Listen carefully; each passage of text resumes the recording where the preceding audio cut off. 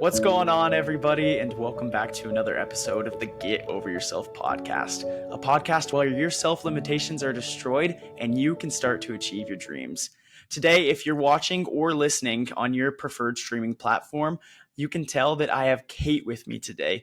Kate and me formed a relationship a couple weeks back where we connected through LinkedIn, and she has so much insightful information to share. Kate has spent years in the industry, both in the medical field as well as personal development. She hosts her own podcast. She's a mom, and she has so much wisdom that she's going to be sharing with us on today's episode.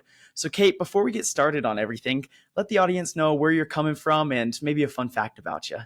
Yeah, sure. So I am currently residing in Tennessee. I was originally born in Florida, but I've been here most of my life with my kids and my family.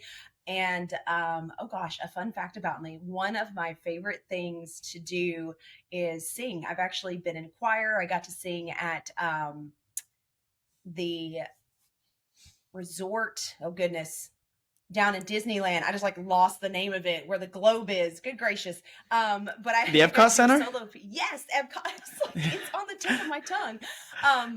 So I actually got to do a piece of that when I was in high school. I got to do a solo out there. We got the privilege of going down and singing. So that's something that I do on the side. It's just something I really enjoy doing. But I've been in all kinds of things in the singing realm throughout my life. Perfect. That's super cool. I wish I was talented with a beautiful voice, but that is not something I've been blessed with. Worked on it for years. I just am not too good. But fun fact before we jump full force in the episode as well, everybody, we found out before we started recording when we were just talking over the phone, kind of planning out this episode and whatnot, we found out she is from a town in Tennessee where I was working about a year ago. I probably passed by her house on my way to work at some point. And then this summer, I'm actually moving out to Orlando, and she lived in Florida for quite some time as well. So we have some fun connections on where we're both located. But Super cool. anyways, guys, we're super excited for you to join us on today's episode of the Get Over Yourself podcast. And with that all being said, let's jump into it.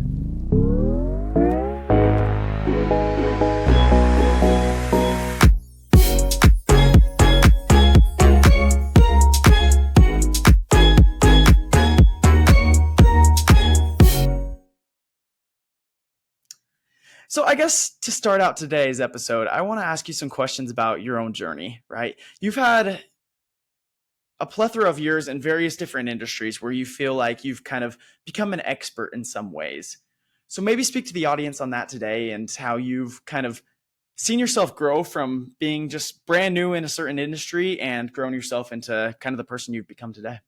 Oh goodness, I feel like we could talk about that one for a while. To give you kind of a short recap, though, I started out in customer service and all the things like that. I moved into the medical field, which is actually what my degree is in, is medical administration. So I moved into that and kind of moved around in different positions from front desk to billing to therapies to all the things, and made my way up to working on the administration side. So I actually helped build out a practice that had been struggling for a little bit and kind of getting them back on float. I've worked with a couple of other small practices, just reorganizing and re-implementing some of the things within their systems and within their company. And I actually thought that I was going to be in the medical field for the rest of my life. That was the plan. And I, had always thought about getting into like real estate because at the time I was a single mom. I had come out of an abusive relationship. So it's kind of starting over. And the funniest thing happened. I went from thinking that I may possibly do that and that might be something to plan out in my future. What I have learned is planning things out never goes according to plan when it comes to that. So I was actually fired from my position after being there for several years. It was a moral situation, something I did not agree to. And so it threw me into the entrepreneurial space. From that, I started out as a solo agent. I decided to join a team because I had some other things changing in my life. And I thought, having that space and that collaboration would help me propel myself forward even more. What I ended up learning was usually I can kind of tell if I'm supposed to be in something within about 6 months. And so I kind of started figuring out when things weren't really aligning with what I wanted to do. And as long as I actually stayed aware of that and open to that, new things just kept popping up. I took a corporate position for the brokerage that I was at, which is one of the largest brokerages in the world. And I actually started implementing organizational tactics and orientations for their new agent and doing training for, I think we had 250 agents at the time that I took over as their agent coordinator. And in that process, I kept falling in love with the things that I had always done in the past. And that was helping people and teaching people. And it just kept coming up. And in that role, it really allowed me to flourish because I got to do the teaching and the setups and helping people build their business. And my husband and I actually sat down and talked about it because I was like, I can't keep doing the corporate thing. I don't like the hours. I don't like, all the chit chat and the drama. Like that was Right. the reason I Right. got out of it. Right. And so he was like, well, if you're already helping people and doing that, I was actually doing it on the side already with agents in the office and stuff of kind of coaching them and helping them with administrative tasks. He was like, why don't you just do it yourself?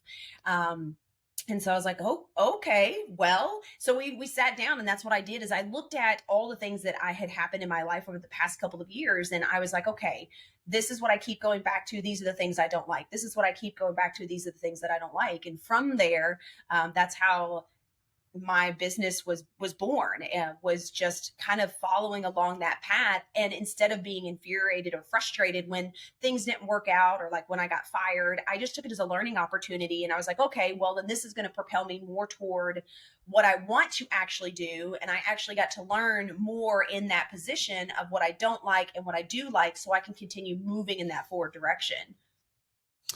So it sounds like through the various industries you've worked in, right? You've had a lot of different learning experiences inside of them, right? Mm-hmm. And I feel like that's something sometimes many of us face inside of our lives, and then we fear it a little bit, especially when you're first getting started, right? If you're trying to learn something new, you're trying to let's set work aside for a minute. Let's picture a new hobby. You want to start running, for an example.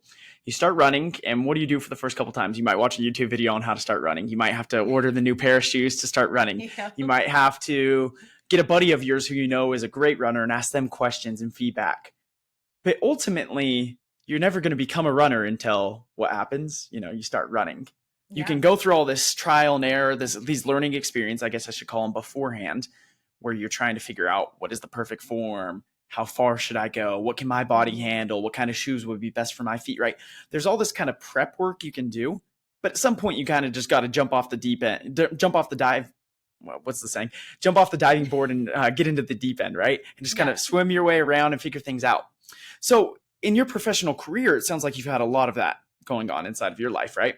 Yeah. You started some jobs, you had some complications, switch industries. You don't want that corporate lifestyle anymore. You don't like the hours. You don't like all the hustle and bustle of trying to get through the ranks and the promotions and whatnot.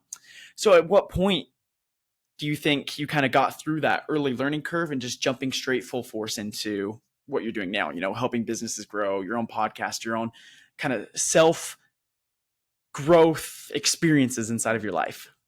Oh gosh. Well, I think that, when I jumped into the medical field, that was probably like, to me, that was like my first big girl job, right? Yeah, That's what I yeah. feel like.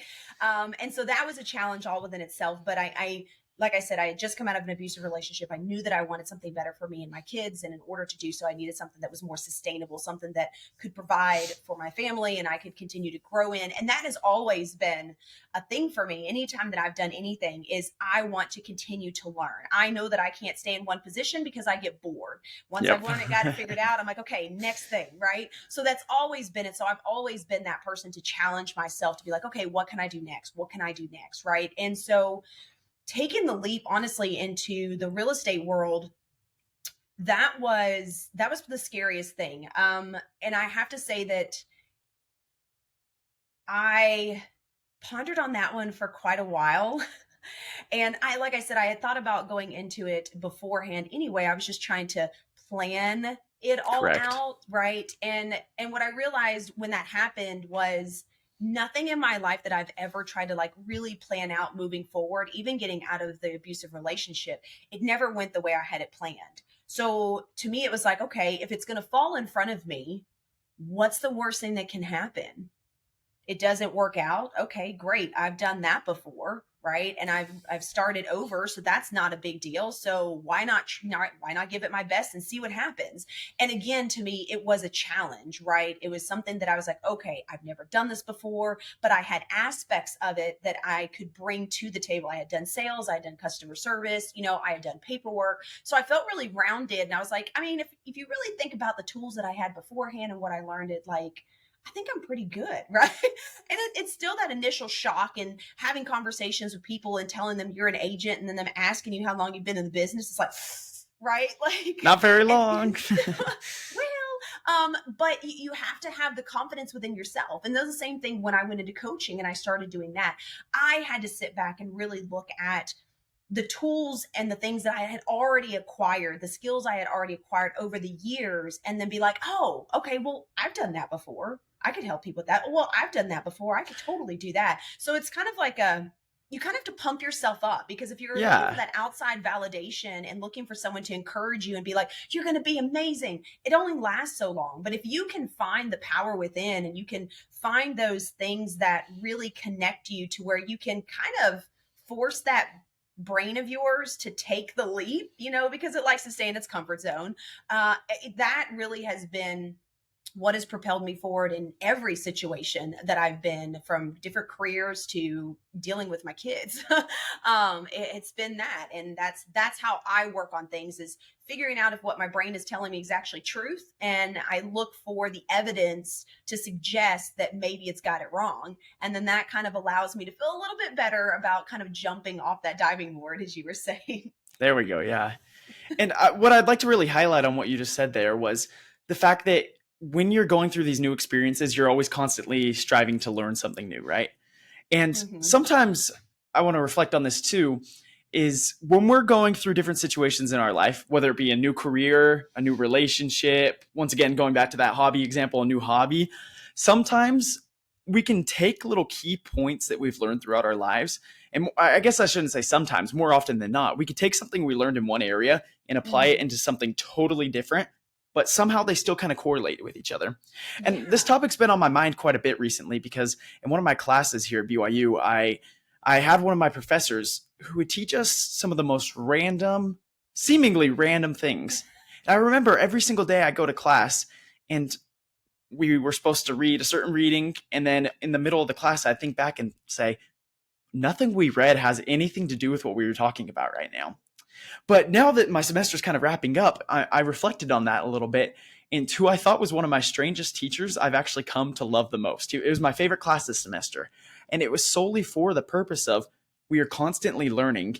And what I was learning inside that class, despite it not being, it seemed there was zero pattern whatsoever, I started realizing the little things that we are learning every single day, I could apply towards my podcast. I could apply to another class at school. I could apply to a relationship, somebody who needed me at that moment.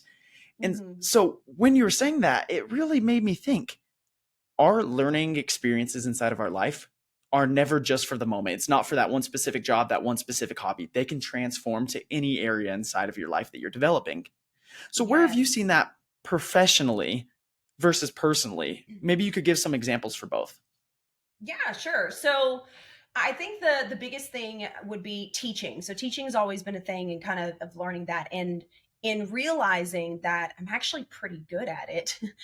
That's actually what allowed me to kind of take that leap into coaching. And even with some of my earlier clients, I tried to be extremely honest and upfront. And I was like, hey, I don't necessarily know this platform, or I don't necessarily know exactly how this works. However, I already have the tools and the skills, and I've been doing this for a while. If you trust me, I'm going to put my heart into it. And I had the Perfect. blessing of a lot of people giving me that chance. But what I did find was that the more honest that I could be versus trying to be the know-it-all, the more people are actually willing to give me a chance. And I say that because, and it's a little different, right?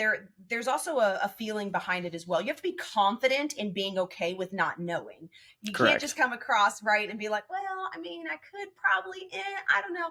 But because I knew I had done it in the past, I was able to give references. I was able to give examples, and I was like, I didn't know that either, but I'm really good at learning this, and this is how quick I did it. So if you'd give me the chance, and then I was able to prove myself. So in the process of not actually knowing exactly what I was doing, that really didn't apply to that situation, or at least I didn't think it did at the moment. It really, it ended up all kind of rolling in together, right? And then again, because I was open and honest, I got people to trust me and allow me to do even more things, which then pushed me again above that boundary. So that was a really big one. And communication has always been another one as well, and that's kind of developed over the years. And I feel that that one, wow, that one is like across the board, right? I've learned to be able to be a better communicator in my relationships with my kids, with my clients when I'm chatting with them. And that comes from, in my personal opinion, a lot of customer service. But even when I got in the medical field, I started learning to ask questions and being okay with not knowing the answer. Even if someone was like, "You didn't know that?" I'm like, "No, I didn't know that at all." Right. But building up that confidence actually ended up making me a better communicator, which has transferred across all platforms in my life. And I want to jump back to sorry, I keep jumping back, but it's because you're dropping so many pieces of wisdom on us here today. But going back to what you mentioned a minute ago, where when you're getting started on something and you're kind of going back to my example of diving in the deep end, right? Hmm. A lot of times you'll want to make yourself seem like you know everything. Yeah. You're that know-it-all, not necessarily in a prideful way, but especially when you're working with one-on-one clients, you want to Hmm. make them feel comfortable and show that you're the captain of the ship and you know exactly where you're sailing to. Hmm. But I appreciate you saying that it's important to be directly honest with people in your relationships, in your business, whatever it may be. Because a lot of times when people hype themselves up and they put themselves at a certain spot on the totem pole, and Yeah. then when they don't deliver exactly what they are promising, because they mounted themselves to be up here and they are down here when the results Hmm. were finalized, that could really turn some people off. You could lose some clients, you could lose some friendships, you can destroy relationships because you purely weren't honest. And I've noticed that as you were kind of speaking, I thought of a fun example of going back to that used car salesman kind of. Once again, I know this isn't everyone, but kind of that like stereotypical used car salesman, a little bit sleazy, might be overhyping things a little bit, telling you this brand new Toyota Corolla, got these premium seats, all these amazing features, and then you open inside the car, the seats are all torn, nothing really works inside, right? And so as I'm picturing that, I'm thinking, what is the difference between that sleazy kind of car salesman versus somebody who's completely honest? It's telling the customer, "Hey, this Toyota Camry, it's pretty old. It's 10 years old. It has this many miles on it. It has these issues." But what does the customer expect when they go in and they sit inside that car? They expect those things. And so when Yeah. he was honest, then he could highlight the things that are still working well and go through and kind of check all the boxes that the customer might like. But overall, he was honest. And so I Hmm. guess what the point I'm trying to make is inside of your professional career, besides the one-on-one times you saw with your clients, where else has honesty played a giant role in everything that you've done? Mm.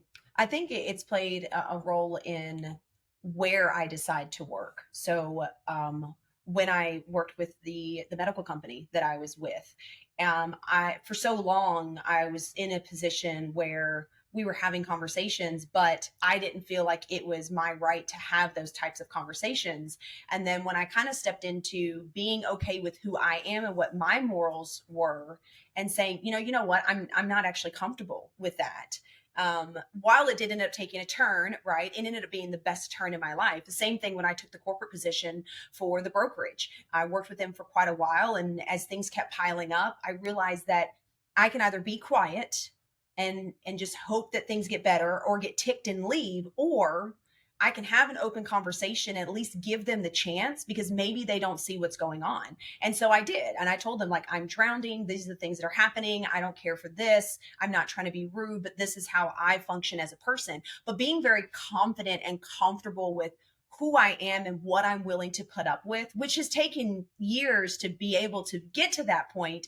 But that has really kind of helped propel me into the future. It's also helped in finding what clients work for me and what don't, because I don't operate from a scarcity mindset, nor do I operate from an egotistical standpoint. It is what it is. And so therefore I can provide even more value to my clients now by being honest. So if I'm working with someone and I feel like during the conversation we're not really on the same page, I am not going to pitch you to work with me one on one because I know we're not going to be a fit. However, I've partnered with amazing people that may have a different personality that's going to work with you 10 times better than it would for me. Right. And so I feel like I'm confident enough to be like, you know what? I love everything that you're doing. I love what you're telling me. However, the way that I operate my business, I don't really feel like it aligns, nor am I going to be able to provide the ultimate value that you are seeking. However, I have some amazing referral partners that I can get you in touch with to make sure we're helping you grow your business. And coming from that standpoint of honesty and sincerity, and the fact that I ultimately have their best interest in mind and not my own, has really propelled the opportunities that I have had in front of me. But you have to get to that place of like I said, of getting out of that scarcity mindset and that egotistical position, or worrying about what people are going to think. Because to be honest, no matter what people think, they're going to think it. You can explain yourself 100 million times. If their perspective is nowhere close to yours, it's not going to matter. So you're wasting your breath. You really are. And when you go for those clients, going back to your example, right? When you go for those clients and you're not honest and truthful about, hey, our services, like, I totally hear where you're coming from, but I'm probably not the best fit for you. What's going to happen if you actually did take that client on? After a while, you'll probably provide them with advice they didn't want to hear, or you won't be qualified to give them the advice. And they're eventually going to drop you, or they're going to have some kind of sour relationship with you. Yeah. And at the end of the day, it's just going to make things worse. You wasted their time, they wasted yours. There's nothing good that's going to come from it. Mm-hmm. So I guess as we're kind of wrapping up today's episode, I want to ask you a question that I ask pretty much every single person I interview on the show, right? And it's this. If every single person in the world could hear you at this moment, with all your wisdom, everything that you've lived through inside of your life, the tough times, the great times, what piece of advice would you leave them, and why would that be? I would say live in the present moment, because the future is going to come regardless, and the past has already happened and there's nothing you can do about it. So be present and simplify the things that you're doing. Life is a lot more easier than we think, and we tend to complicate everything around it. And sometimes being present allows us to let those moments sink in. And that has made a complete difference in my life. And I say that because I did work in corporate. I did work with a bunch of people. And when I found myself in this mode of, I've got to do this, I got to do this, I got to do this, I got to do this, I was actually running myself ragged.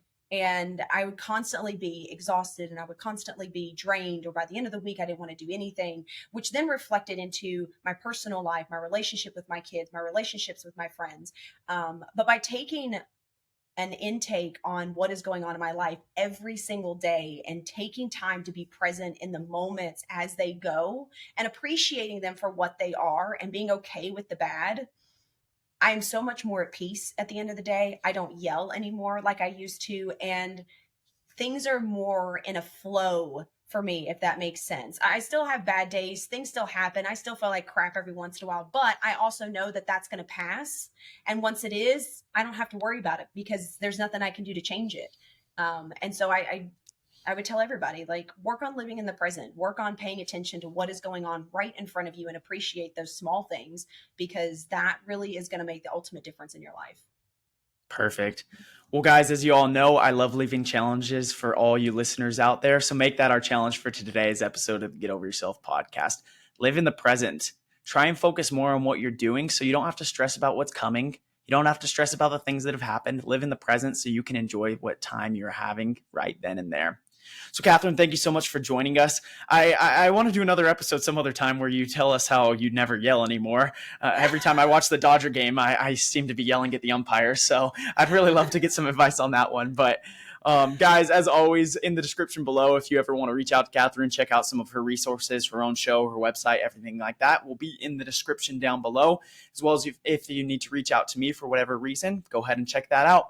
And guys, with that all being said, just remember, it'll all be okay. Just take a step back and continue living in the present.